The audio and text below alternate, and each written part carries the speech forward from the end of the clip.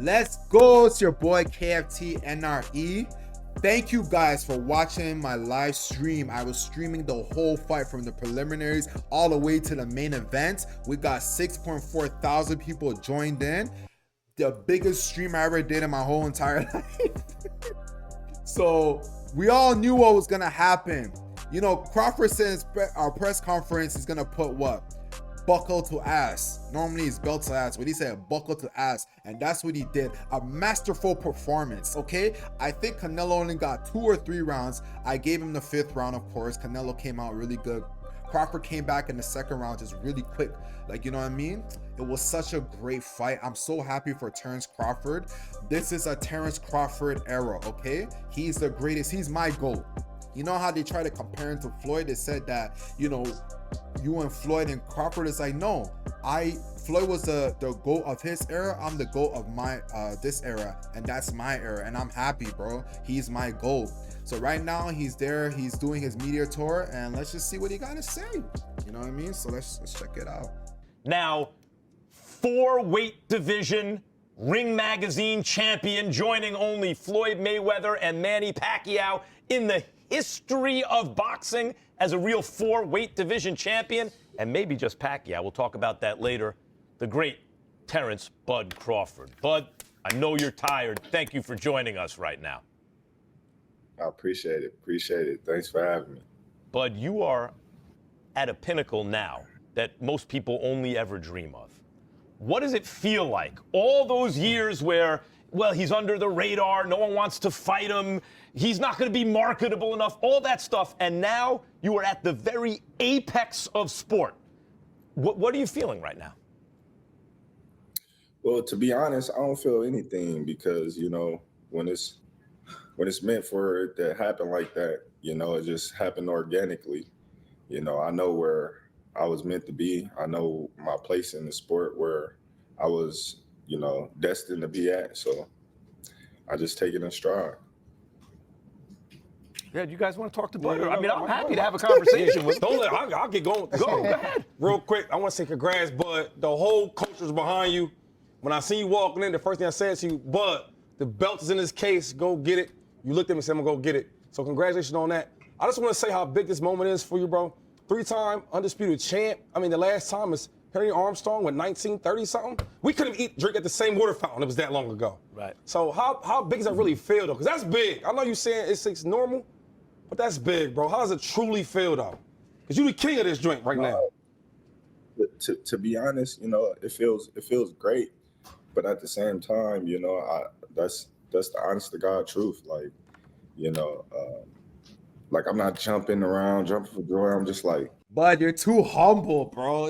Y'all would have been talking my shit. I'd be like, yo, you all doubted me, bro. You all said I'm too small. Canelo's power is this and this. The same thing with Earl Spence. He's gonna apply pressure. Blah, blah, blah, blah, blah. You're too humble, bro. You can talk your shit.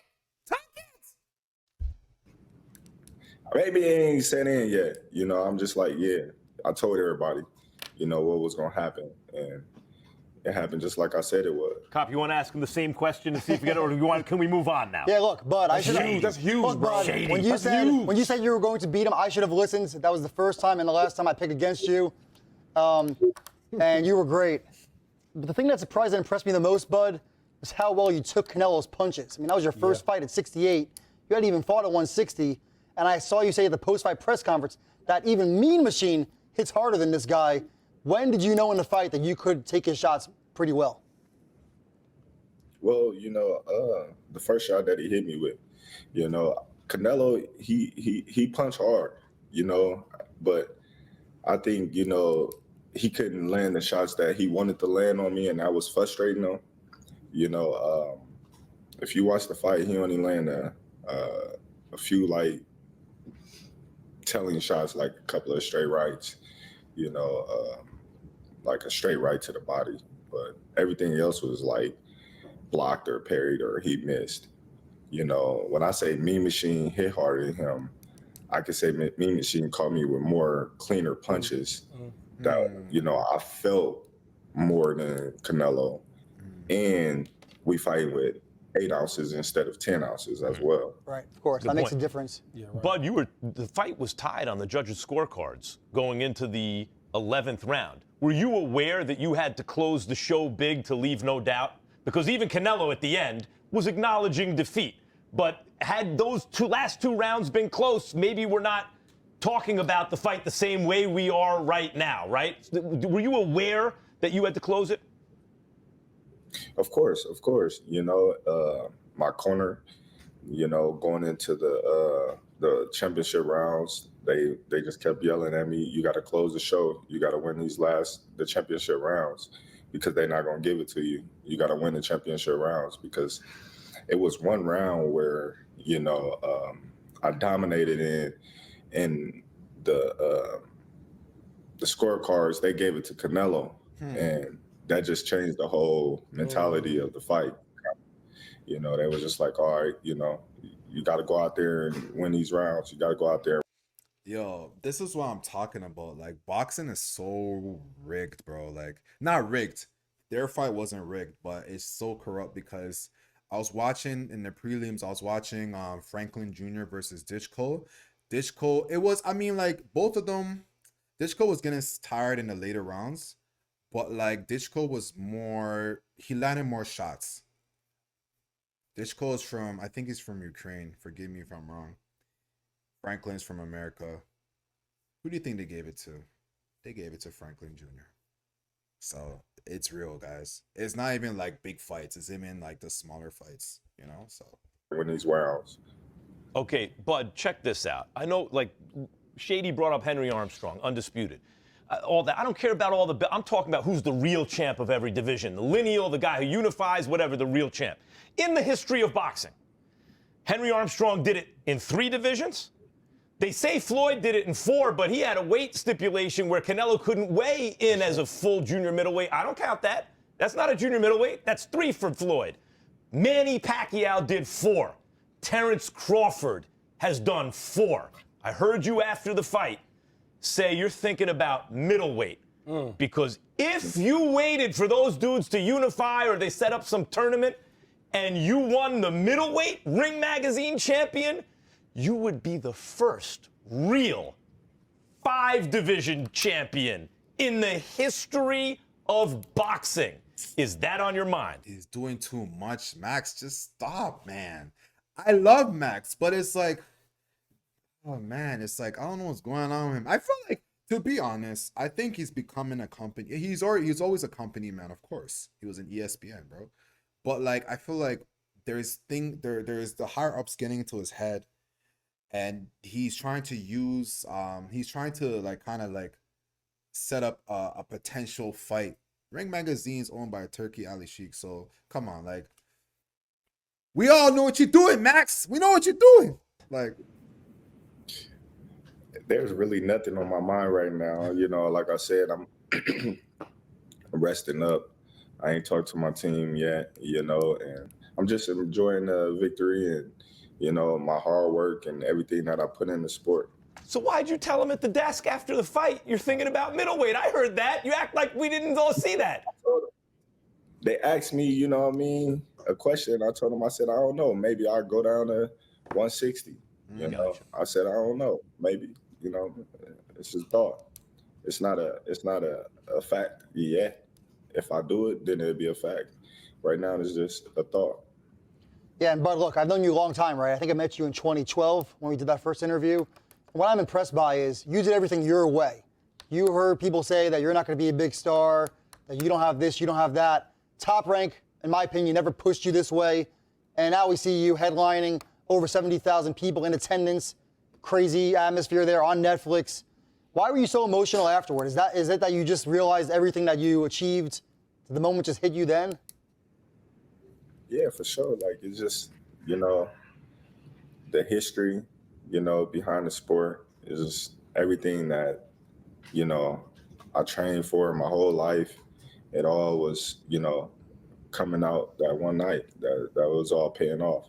You know, you have a lot of people that, you know, adopted this narrative that Terence Crawford can't sell, Terence Crawford it's not marketable, you know, and they push the narrative to the public, and that's all people write about. Oh, Terence Crawford can't do this, Terence Crawford can't do that. But anyone in Terence Crawford fights, you see a sold out crowd, you know, but they wasn't talking about that. They was talking about how, you know, marketable I'm not, you know, and that. How you gonna clean out their whole division? Ain't nothing about you're not marketable. It's about you're gonna clean out all their fighters, and now they're gonna have nobody to promote our markets because you whooped everyone's ass. That's all there is. They know what you're capable of. You know, these promoters know what great fighters are. That's why they have great fighters on their side. But they know from another promotion company who's a great fighter. They watch all of them. They be watching. They're probably watching right now. They always watch. So they know. They know that he's about to clean out. Like, think about it. You got a cash cow. The cash cow loses to that guy. You no longer got a cash cow. Which is not true, because there's some fighters that lost and they're still making money. They're still selling out arenas. So, like Canelo, Ryan Garcia, like they still, you know, those fighters are still going to sell out. So, I don't know. It's also the undefeated record. Like, that kind of was hurting my career because, you know, a lot of people was looking at me and said, oh, yeah, they said he's not marketable. Or they said he's not, you know, don't have a personality, things like that, because I didn't want to do things their way. I didn't want to put on a show. I didn't want to disrespect my opponents when they wasn't disrespecting me. Right. The Benavidez fights. Your mom's a bitch. Like, I remember that, Crawford. I remember that. I remember, but I think there was a lot of bad blood, so it was just very personal. I'm happy they're cool right now, but man, I watched that fight. Funny fact that Benavidez followed me a couple years ago on Instagram, but yeah, like that's a funny thing. Like I remember I watched that whole press conference when Crawford went to the gym. I watched all that. I remember, bro. Nah, Crawford got a beast inside of him, bro. He can really talk that talk if he wanted to, but he's also a humble guy. It's very rare to find people like that, you know? I wasn't, you know, I'm not a guy that, you know, wear jewelry for no reason. You know, I just the things that I didn't want to do that they wanted me to do. You know, they go out there and say, oh, well, they lost money on me. You know, it's just crazy though to see me headline, you know, not one of the largest attending fight in American history. In American history. Canelo fought so many great fighters before me. And a lot of people, you know, they say, oh, well, Canelo's driving this fight. Canelo's driving this fight. But when you look at it, you see Errol Spence, his largest attendance, his highest paycheck was against Terence Crawford. But they say, oh, well, Errol Spence did this. When you see Canelo Alvarez, his highest paycheck, his largest attendance, you know, was against Terence Crawford. You know, and a lot of people, they don't give me no credit. They just, you know, try to demise who Terence Crawford is and give the other fighter all the credit. When, you know, it's two fighters. It takes two fighters to tango. You know, we both made this fight happen, you know, and history was made, you know, on both ends, you know, because without Canelo, there wouldn't be no history-making fight. Without Terence Crawford, there wouldn't be no history-making fight. So you got to give both of the fighters credit, you know, for the magnitude of the fight. And as well, you got to give Turkey Al-Sheikh, Riyadh Season, Netflix, because it's a whole team of effort that everybody put in to make the event as big as it was. Terence Bud Crawford, you did it your way. You never compromised who you are. And now you sit here with it's going to be, as I said, easily the most watched fight since Ali Spinks 47 years ago. The biggest attendance in American in United States history for an indoor boxing match for sure. And more than that, Bud, this generation of fans you're not going to be able to tell them anything about Terence Crawford. Years from now, some other fighter's going to come around and they're going to be like, man, I don't want to hear it. Bud would have beaten that guy. You are this generation's boxing icon. We appreciate you coming on early in the morning for you after a fight like that on a Saturday here on a Monday morning. Thank you very much, Bud. Congratulations. All I ask, Bud, can I get an invite to the parade? Man, everybody invited. Everybody invited. Okay, because we there, it's a party, dog. Okay. Thank you, champ. Congrats. Crawford did that, man. Created history. So much history, so much records broken. Like they said, the largest attending boxing match in American history. Like, come on, bro. Like, this is a lot, bro. Like, I knew, you know, I've been following Crawford for a long time, probably since 2013 or something like that. You know what I mean? I knew like he was always one of my favorite fighters. Of course, he was building his career. I have a whole bunch of favorite fighters, but I'm just like, every time I watch Crawford, it's just something, he's just built different. I just love his humility. You know what I mean? I love how he approaches things. I love even his interviews, how he approaches. He's always so humble, bro. And this man got money. This guy can buy Ferraris and stuff. You heard he just driving a truck. He can buy anything he wants right now, especially with that 50 M's, bro. What?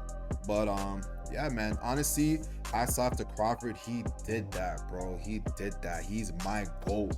My GOAT. I'm gonna tell my children about him. How my dad told me about Mike Tyson. I'm gonna tell my children about Terence Bud Crawford. You know what I mean? Anyways, your boy KFT. Oh.